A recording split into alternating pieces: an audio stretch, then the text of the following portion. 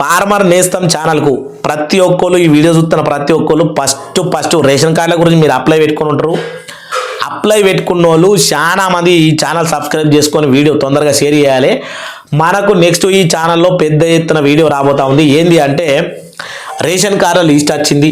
మీరు రేషన్ కార్డుల గురించి కనుక దరఖాస్తులు పెట్టుకుంటే ఇగో న్యూ రేషన్ కార్డు ఇది హైదరాబాద్లో 53,123, రంగారెడ్డిలో 33,620 మంది, మేడ్చల్ మల్కాజ్గిరిలో 30,055, నిజామాబాద్ చూసుకుంటే 16,257, భద్రాద్రి కొత్తగూడెం చూసుకుంటే 12,574, ఖమ్మం చూసుకుంటే 12,111, నల్గొండ చూసుకుంటే 11,395.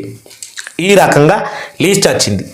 దీనికోసం ఇంకా మొత్తం ఇగో 19 new ration card latest list Telangana ఇవ్వడం జరిగింది. ఈ లిస్టును మనము పౌర సరఫరాల శాఖ వెబ్సైట్ నుంచి డౌన్లోడ్ చేసుకోవడం జరిగింది. ఎన్ని జిల్లాలకు టోటల్ ఎంతమందికి రేషన్ కార్డులు వచ్చినాయి, ఎంతమంది ఎంతమంది దరఖాస్తులు ఇస్తే ఎంతమంది వెరిఫికేషన్ అయ్యారు, ఎంతమంది డిలేట్ అయిపోయారు, ఎంతమంది అయోధ్య కార్డుకున్నారు, ఎంతమంది వేరే కార్డుకుర్రు, ఇట్లా అంత్యోదయ కార్డు, అన్నపూర్ణ కార్డు, మన మామూలు రేషన్ కార్డు, ఇలా 3-4 రకాల కార్డులు ఉంటాయి. కాబట్టి ఏ మంది ఏ కార్డుకి ఎంపిక అయ్యారు అనేటటువంటి విషయం కూడా మన దగ్గర ఉంది. కాబట్టి ఇగో ఆహార భద్రత కార్డు తెలంగాణ ప్రభుత్వం, ఆహార పౌర సరఫరాల మరియు వినియోగదారుల వ్యవహారాలు, ఇక్కడ మనకు మొత్తం లిస్ట్ ఉంటుంది అన్నట్టు.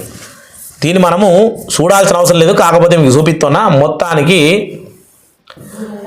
ఇగో దరఖాస్తు చేసుకోనికి ఏమేం పత్రాలు కావాలి ఫస్ట్ అది చూద్దాం.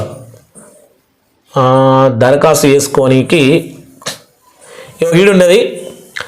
నేను ఓన్లీ చిన్నగానే ఈ ఛానల్లో చిన్నగానే పెడదామని పెడుతున్నాను ఈ వీడియోను. ఎందుకంటే ఈ వీడియో మీ అందరికీ చేరిన తర్వాత పెద్దగా వీడియో అనేది రావడం జరుగుతుంది. ఇది ఏంటంటే ఒకవేళ మీరు రేషన్ కార్డుల గురించి మీ సేవలను తిరుగుతూ ఉంటే మీ లిస్ట్ కూడా మీ జిల్లా కూడా దీంట్లో ఉంటే మీరు తొందరగా అలర్ట్ అవుతారని ఈ వీడియో అనేది అప్లోడ్ చేయడం జరుగుతుంది.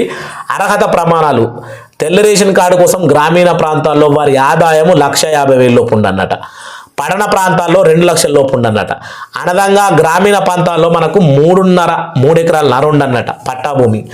అట్నే లావణ పట్టా భూమి 7.5 ఎకరాలు ఉండాలి. అవసరమైన పత్రాలు దరఖాస్తు చేసుకునేటప్పుడు అవసరమైన పత్రాలు ఆధార్ కార్డు, ఆదాయ ధృవీకరణ పత్రము, ఇవన్నీ తీసుకొని ఏంటంటే మనకు తహసీల్దార్ కార్యాలయం నుండి పొందినటువంటి ఆదాయ ధృవీకరణ పత్రం, ఇంటి చిరునామా ధృవీకరణ పత్రం, వీటి కోసం గ్యాస్ సిలిండర్ బిల్లు, విద్యుత్ బిల్లు, బ్యాంకు స్టేట్మెంట్ వంటి పత్రాలు కూడా ఉపయోగించవచ్చు. కొందరు కిరాయికుంటారు కదా, వాళ్ళ గురించి కూడా ఈ కొన్ని పత్రాలు ఉపయోగపడతాయి.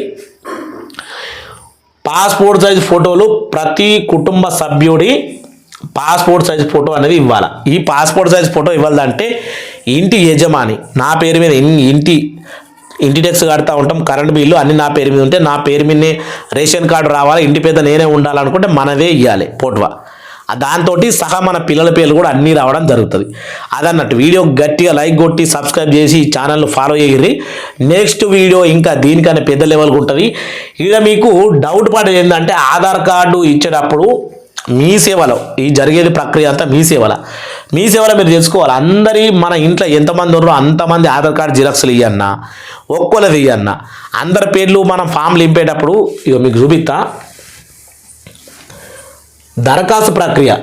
దరఖాస్తు చేసుకునేటప్పుడు చాలా జాగ్రత్తగా పడాలి. ఇగో మీ సేవా కేంద్రం సంప్రదించండి, సమీపంలో ఉన్న మీ సేవా కేంద్రానికి వెళ్ళుండ్రి, అక్కడ అప్లికేషన్ ఫారం పొందుర్రి. అప్లికేషన్ ఫారంలో మనం ఎంతమంది ఉన్నాము, ఏం కథ, కుటుంబ సభ్యులం, మన ఆదాయం ఎంత, ఏంది, దాని కింద మన ఆదాయ ధృవీకరణ పత్రము, అట్నే మన కరెంట్ బిల్లు, గ్యాస్ బిల్లు, అవసరమైన పత్రాలు జతపరిచి వాళ్ళు అడుగుతారు, మీరు చెప్పును సమాధానాలు అంతే.